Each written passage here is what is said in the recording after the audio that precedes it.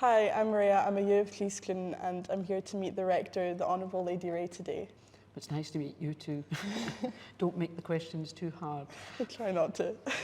So what does the Rector do? That's an interesting question because there's no real job description. I think it's what each rector makes of the position, but essentially it's about representing the interests of the students to senior management, reporting to the university court. The rector has to work well with the SRC and to liaise with the SRC. So if I've got a particular problem that I can't get the answer, I can then go to the SRC. So it's really dealing directly with students and raising their issues. Why did you decide to accept the role of Rector?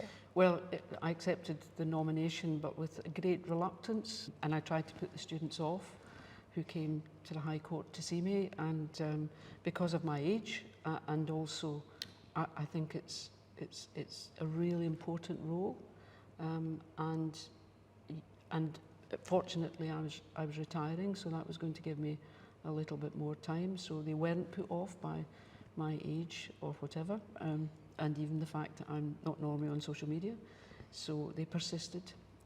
They wouldn't let me go, so to speak. So here I am. And also, in a sense, there's only been one female rector before, and she didn't ever come to Glasgow because she was in a different part of the world altogether. So it's an onerous task.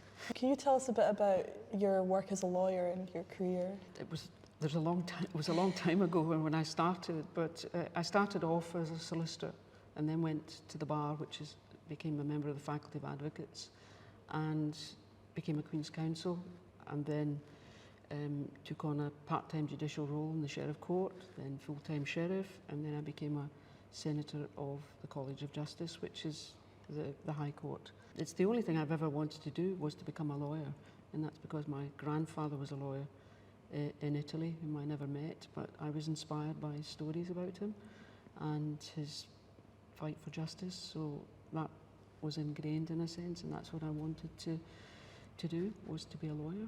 When I started, it was very much a male-dominated society, but now it's changing dramatically. It's a much more balanced legal profession than it was when I started. Can you tell us about your connections to the university? Well, my connections to the university would have started a long time ago, had I received a reply from Glasgow, because that was my first choice.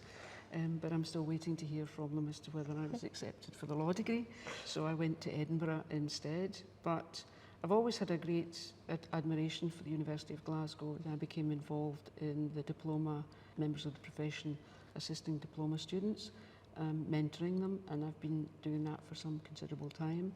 And then got the great honour of being awarded an honorary doctorate in law, which came out of the blue, and I had no inclination that was coming. And I was really honoured to effectively now, finally, a long time after, become an alumna. I was supposed to use a Glasgow phrase, really chuffed. And then to have the privilege of being elected as rector is mind-blowing. What kind of things can the Rector help students with? Well, that's an interesting one, because the answer to that is it depends on what the issue is. Obviously, I can't get involved in academic issues. That wouldn't be appropriate.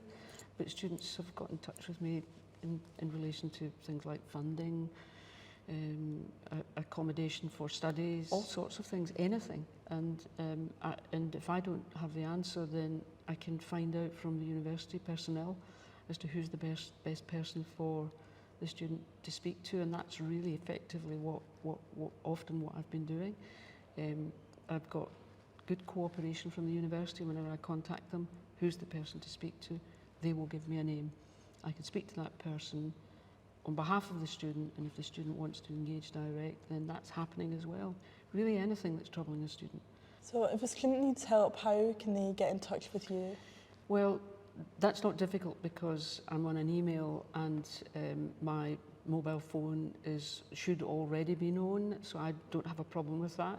There are also the rector's surgeries, which are once a month between 5 and 6. Now, what I'd like to hear from students is if that's not suitable for rector's surgeries, then I'll prepare to try and change them.